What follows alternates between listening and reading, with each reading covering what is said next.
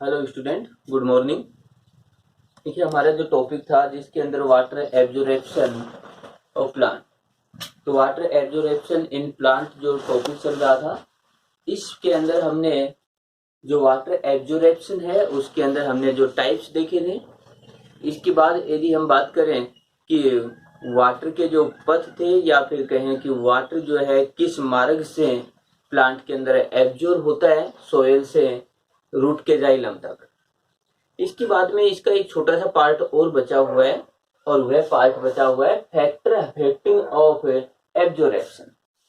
देखिए, ये छोटे पार्ट हैं कि अफेक्टिंग जो फैक्टर है, इनमें से कई बार बोर्ड के अंदर बहुत सिंपल सा क्वेश्चन पूछा जाता है, 2 नंबर के अंदर आ जाता है कि जो इफेक्टिंग करने वाले यानी प्रभावित करने वाले जो कारक है उनको बताइए। तो ये जो कारक है ये लगभग, हम बात करें प्लांट फिजियोलॉजी की, तो सभी में यही नाम होते हैं लगभग।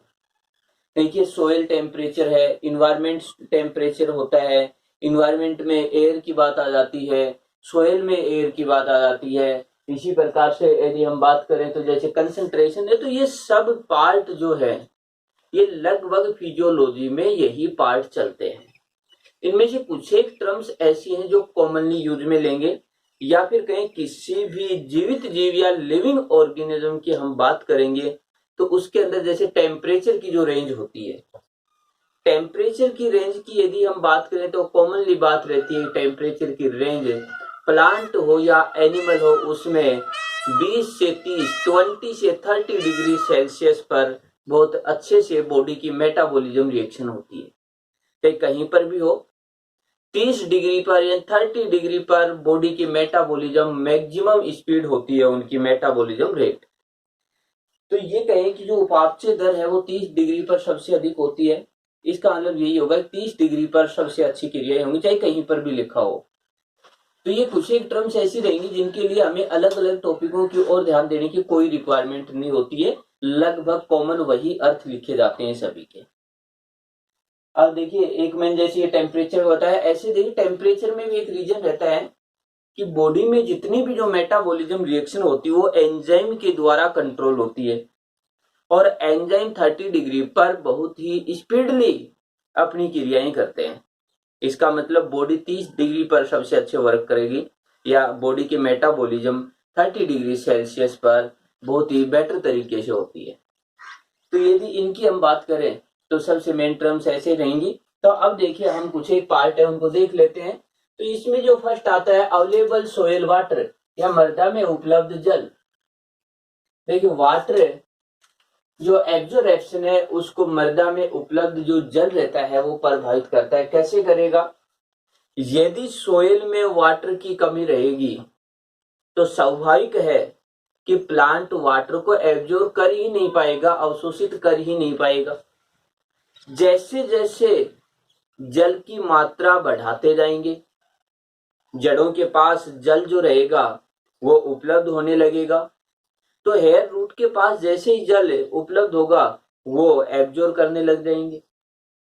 इसका मतलब ये हुआ कि यदि मृदा या मिट्टी में या सोयल में जल की मात्रा बहुत कम है तो हम ये कहें एब्जॉर्प्शन रेट भी उतनी ही डिक्रीज हो जाएगी, उतनी ही कम रहेगी। जैसे मिट्टी में जल की मात्रा बढ़ाएंगे तो इसका मतलब है कि एब्जॉर्प्शन भी धीरे धीरे बढ़ने लग जाएगा। लेकिन इसके साथ देखिए, जब मिट्टी जो है उसमें हमने बहुत अधिक वाटर है वो डाल दिया, या मिट्टी के अंदर बहुत अधिक पानी डाल दिया, तो हम ये देखेंगे कि प्लांट की जो रूट है उनकी ग्रोथ नहीं हो पाएगी। इन पादप की जड़ें हैं उनका विकास नहीं होगा, और उनका विकास नहीं होगा तो हम ये कहें एब्जॉर्प्शन करने वाला जो ऑर्गन है उसका ही विकास नहीं हुआ, तो जल का भी अवशोषण कम हो जाएगा। तो हम ये कहें कि एक निश्चित रेशो होना चाहिए, यानी एक निश्चित मात्रा होनी चाहिए मिट्टी में जल अवशोषण के लिए। अब वो कितनी मात्रा होनी चाहिए, तो उससे रिलेटेड 2 पार्ट हैं, 2 टर्म्स हैं, इनको देखेंगे फिर पता चलेगा। इसमें फर्स्ट है वाटर होल्डिंग कैपेसिटी, जल धारण क्षमता। वाटर होल्डिंग कैपेसिटी या जल धारण क्षमता। देखिए, मैं एक एग्जाम्पल बता देता हूं इस एग्जाम्पल से या एक्सपेरिमेंट से अच्छे से समझ जाएंगे। जैसे हमने मिट्टी ली है कि 100 ग्राम मिट्टी ली, उस मिट्टी को हमने फिल्टर पेपर पर रख दिया। फिल्टर पेपर पर रखने के बाद उस मिट्टी के अंदर हमने पानी डाल दिया, वाटर है उसको डाल दिया उसमें। तो मान लेते हैं कि हमने उसके अंदर 200 ml 300 ml पानी है उसको डाल दिया। अब फिल्टर पेपर से जो मिट्टी है, अपनी जो सोयल है, 100 ग्राम जो सोयल ली थी, वो सोयल उस पानी को अपने अंदर रोकेगी, लेकिन एक्स्ट्रा पानी रहेगा वो फिल्टर पेपर से छन जाएगा और नीचे चला जाएगा। तो मिट्टी जो है वो एक निश्चित मात्रा ही रोक पाई, न कि यदि हम उसमें 1 लीटर पानी डालेंगे तो उसको नहीं रोकेगी। यदि हम आधा लीटर पानी डालते हैं नहीं रोकेगी। यदि हमने उसको 10 ml पानी है वो डाला तो उसको रोक लेगी। 20 ml को रोका, जैसे 50 ml को रोक लिया। लेकिन हमने 500 ml किया तो 450 ml हमारा नीचे ही आ गया। इसका मतलब मिट्टी ने तो केवल 50 ml रोका। यदि 1 लीटर डालेंगे तो भी 50 ही रोकेगी, एक्स्ट्रा उस फिल्टर पेपर से छन जाएगा। यदि इस तरीके की स्थिति होती है तो हम ये कहेंगे कि मिट्टी केवल जो हमने 100 ग्राम मिट्टी ली है वो 50 ml वाटर को ही रोक पाती है अपने अंदर, और इसे ही हम क्या कहते हैं, वाटर होल्डिंग कैपेसिटी, या फिर कहें जल धारण क्षमता। अब इसको देखिए, क्या कहें कि मिट्टी में गुरुत्वाकर्षण के कारण जो जल नीचे चला जाता है, तो शेष बचा हुआ जल, यानी गुरुत्वाकर्षण के कारण मिट्टी से या ग्रेविटेशनल फोर्स के कारण जल जो नीचे की ओर चला गया, उसके बाद मिट्टी में जो जल बचता है उस जल को हम कहते हैं water holding capacity of soil, या मृदा की जल धारण क्षमता। तो एक टर्म तो ये हुई मृदा की जल धारण क्षमता। इसके बाद देखिए, इससे अधिक यदि हम पानी डालते हैं तो क्या होगा, ग्रेविटेशनल फोर्स के कारण नीचे चला जाएगा, यानी कोई यूज का नहीं रहेगा। इससे अधिक यदि हम पानी लेते हैं तो रूट जो होती है उनका डेवलपमेंट नहीं होगा। इसका मतलब इससे अधिक नहीं होना चाहिए। एक तो ये हुआ। सेकंड पार्ट है परमानेंट वेल्टिंग कैपेसिटी या स्थायी मलानी प्रतिशतता। तो यदि हम बात करें स्थायी मलानी जो प्रतिशतता है या परमानेंट वेल्टिंग कैपेसिटी, इसको देखिए मैं सिंपल सा अर्थ बता देता हूं कि पत्तियों का या पादप का स्थायी रूप से मुरझा जाना। देखिए, जब भी तेज टेम्परेचर होता है, मिट्टी में पानी नहीं होता है, तो उस समय हमारे प्लांट जो रहते हैं वो प्लांट मुरझा जाते हैं, फिर वो वापस ग्रीन नहीं होते हैं, डेवलप नहीं कर पाते हैं। तो स्थायी मुरझा गए कि उसके बाद वापस वो रिकवर नहीं होंगे। तो यहाँ पर दूसरा पार्ट ये स्थायी मलानी प्रतिशतता। मिट्टी में जैसे जैसे सोइल के अंदर वाटर की कमी करेंगे, देखिए वाटर होल्डिंग कैपेसिटी से जैसे जैसे सोइल कम होता जाएगा तो एक टाइम ऐसा आएगा कि मिट्टी में इतना ही जल रहेगा जिसको पादप अवशोषित करें, लेकिन उनको पर्याप्त नहीं हो पाता है, फिर वो मुरझा जाते हैं। फिर और भी वाटर कम हो जाता है तो वो स्थायी मुरझा जाते हैं। उसके बाद पादप वापिस डेवलप नहीं होगा, या वापिस हम ये कहें कि अपनी ग्रोथ नहीं कर पाता है।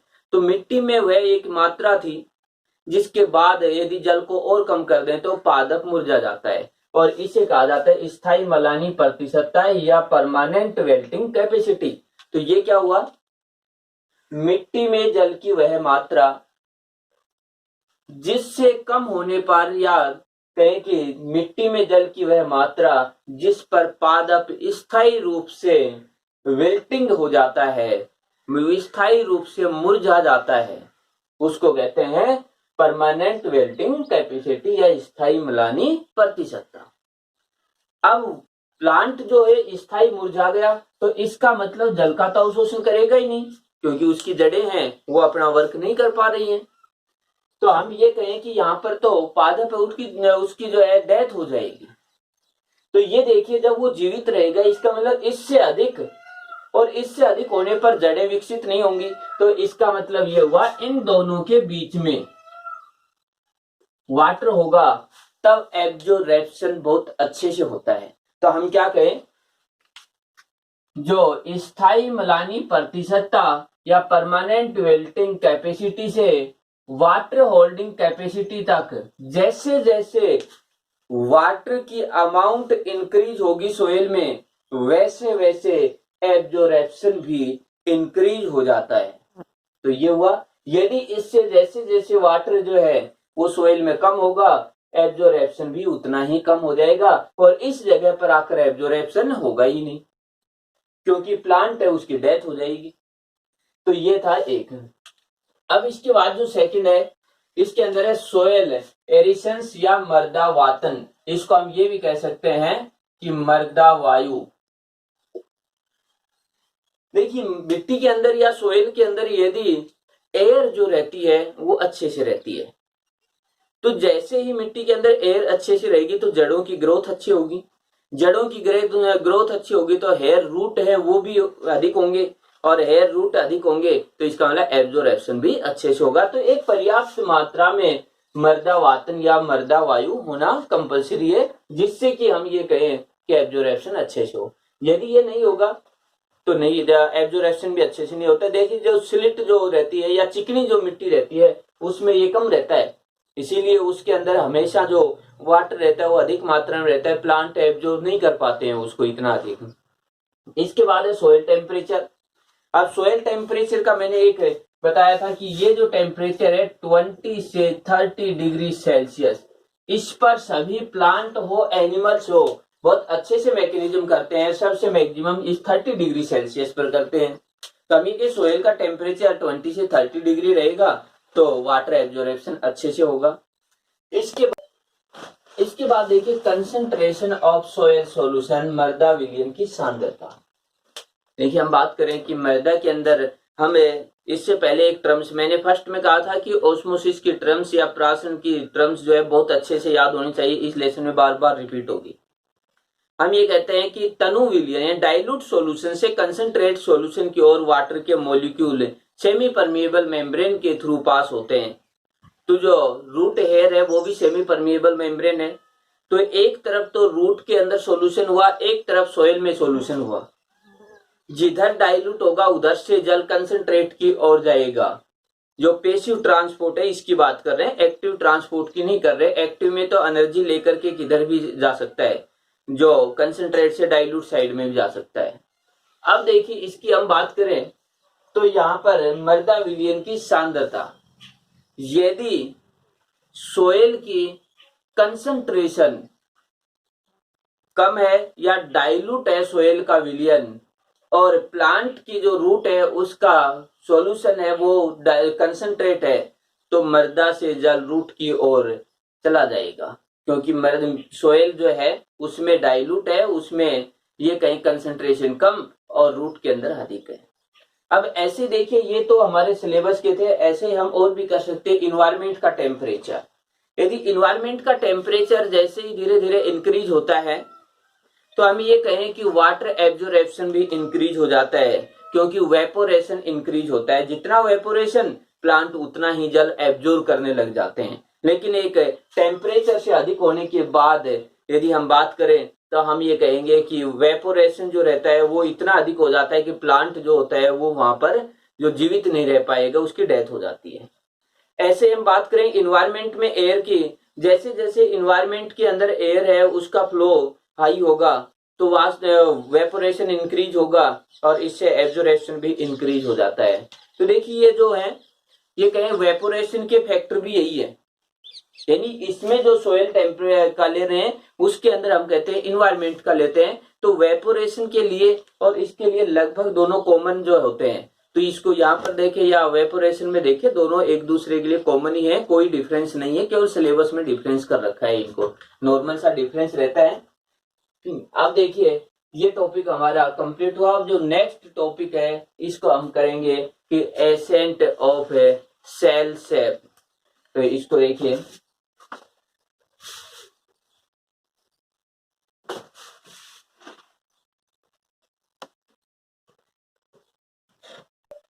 ठीक है, नेक्स्ट टॉपिक है रसारोहण या एसेंट ऑफ सेप।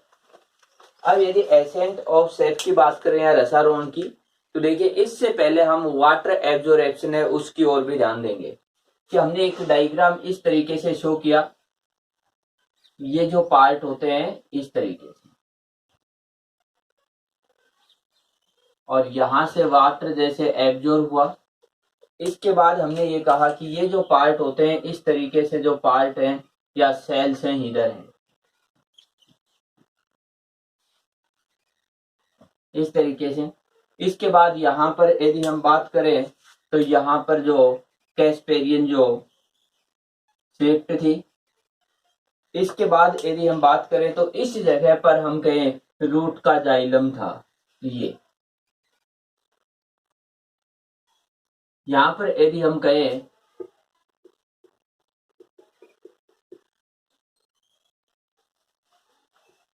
जाइलम, और वो भी किसका है, जड़ का, जड़ का जाइलम ये पार्ट था।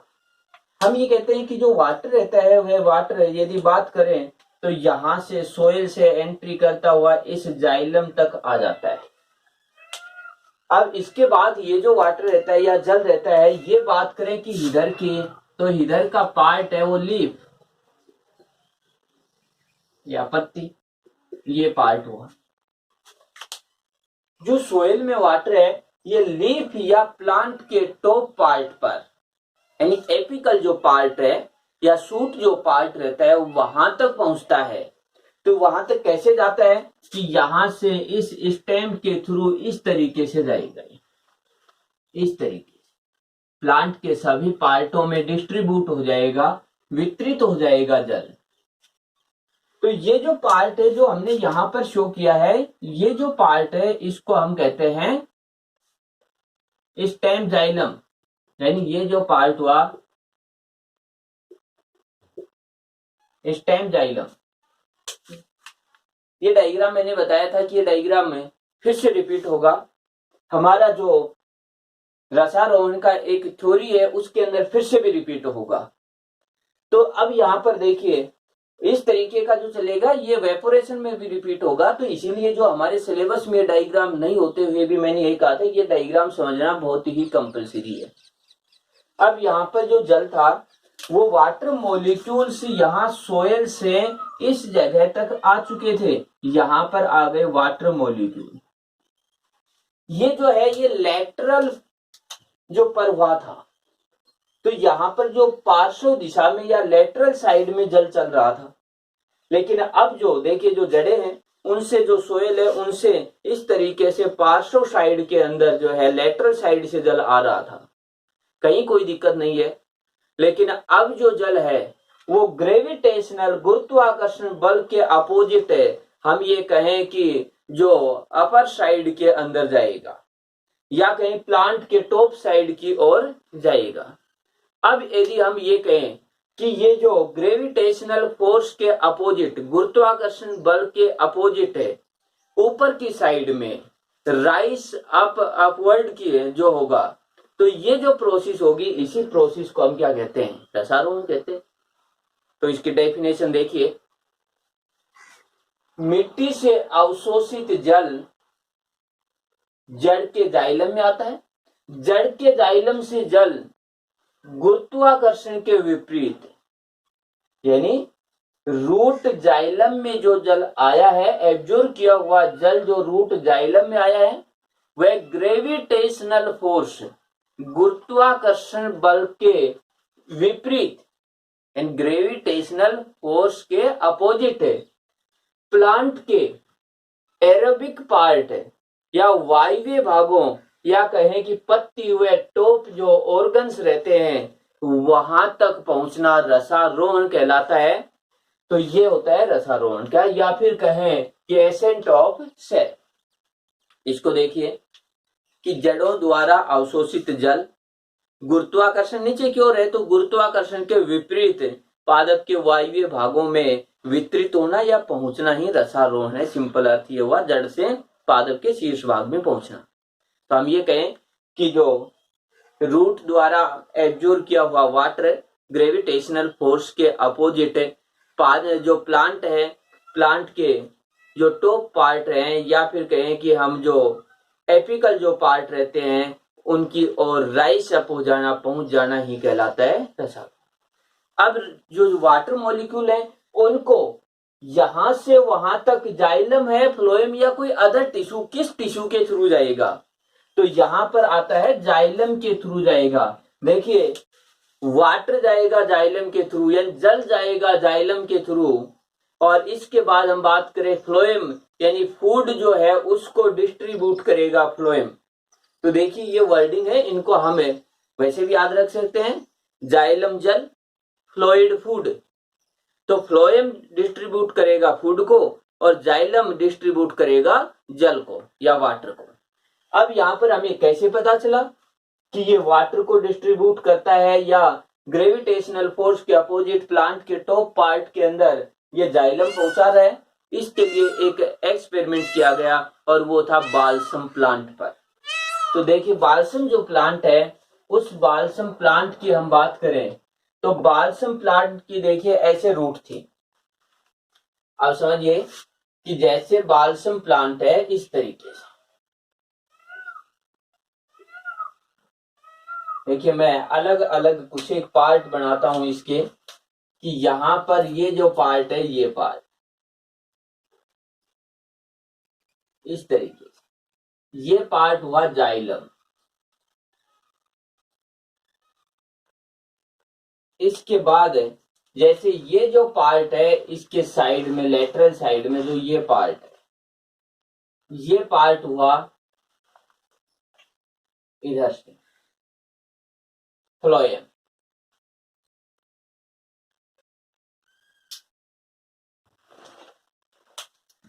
तो यहां पर देखिए इस तरीके से था और ये पार्ट हुआ स्टेम। अब ये किया गया कि ये जो नीचे का पार्ट है ये पार्ट हुआ रूट, और इसके साइड में जो लेटरल साइड की जो स्ट्रक्चर है वो, यानी ये जो स्ट्रक्चर है यहां से हम रूट के जाइलम से ये स्ट्रक्चर यहां पर शो किए। हम ये कहें कि इस रूट जो है इसको ऐसे काट दिया गया है, ऐसे नीचे से रूट को काट दिया इस तरीके से। जब इस जड़ को नीचे से काट दिया, इसके बाद हम बात करें जो सेफ्रेनिन है,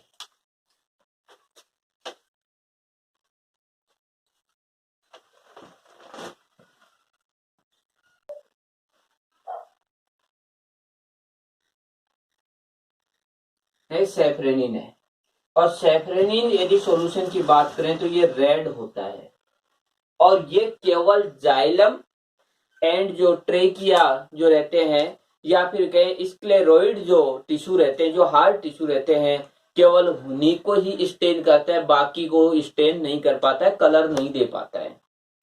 अब हमने यहाँ पर रेड सॉल्यूशन डाल दिया। देखिए इस जगह पर हमने जैसे रेड सॉल्यूशन यहाँ पर डाल दिया, ये पार्ट। इसके साथ में हम बात करें कि जो ये जाइलम है, तो इस जाइलम का देखिए मैं इसका कलर जो है वो ये कर रहा हूं ब्लैक, कि जो जाइलम है वो ये हुआ, ताकि स्पष्ट क्लियरली दिख जाए। अब जब ये प्लांट है, इस प्लांट के देखिए टॉप पार्ट ये हुए, यहां पर जैसे ही वेपोरेशन होता है वाटर का एब्जॉर्प्शन होता है।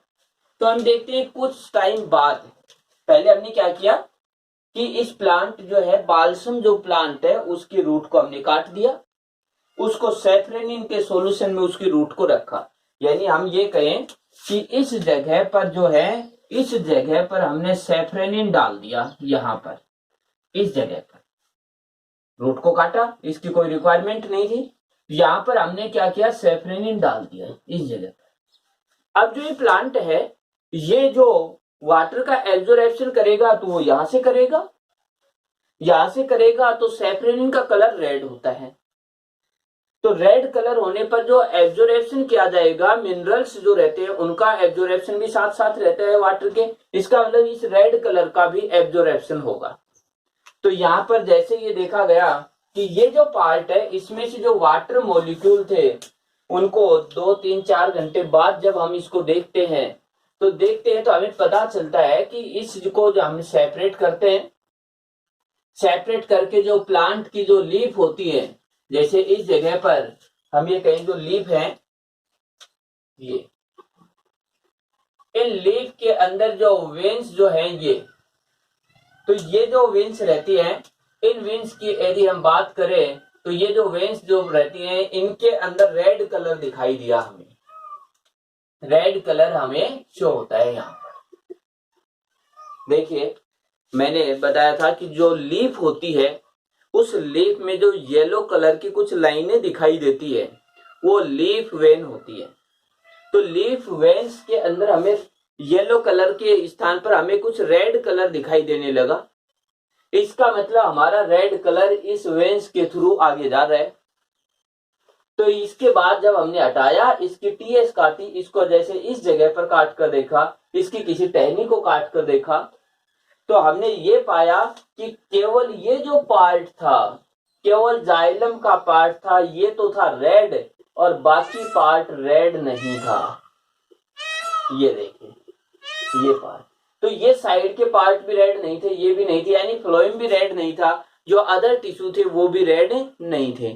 तो हम यहाँ पर यही शो करेंगे कि वाटर जो है वो जाइलम के थ्रू सोयल से प्लांट के राइस अप पार्ट की ओर पहुंच गए। तो यहाँ पर देखिए कि जो ऊपर के जो पार्ट है, एपिकल पार्ट है, इनमें जो जल है वो जाइलम के थ्रू जड़ से टॉप पार्ट की ओर गया। तो इसके बाद फिर हमने यहाँ से इसकी टीएस ली, तब भी पता चला जाइलम है। यहाँ से और टीएस ली, इसको काट करके देखा, तब भी हमें पता चला केवल जाइलम वाले पार्ट के अंदर ही रेड कलर था। इसका मतलब हुआ सीधा सा एक्सपेरिमेंट हो चुका है। इससे शो हुआ कि जो जल का जो एसेंट ऑफ वाटर रहता है, रसारोहण होता है, वह जाइलम के थ्रू होता है। इसके बाद देखिए इससे रिलेटेड कि ये जो रसारोहण होता है ग्रेविटेशनल फोर्स के अपोजिट चलता है। तो ये कैसे खींचा गया इस वाटर को कि सोयल से टॉप पार्ट की ओर कैसे वाटर को एब्जॉर्ब किया जा रहा है, खींचा जा रहा है। तो नीचे से ऊपर की ओर कैसे खींच रहे हैं, इसके लिए कुछ एक थ्योरी दी गई है कि किस तरीके से ये जल नीचे से ऊपर पहुंच जाता है ग्रेविटेशनल फोर्स के अपोजिट। तो इसकी जो थ्योरी है, हमारे सिलेबस में मेनली 3 थ्योरियां हैं, तो इन 3 थ्योरियों को देखें।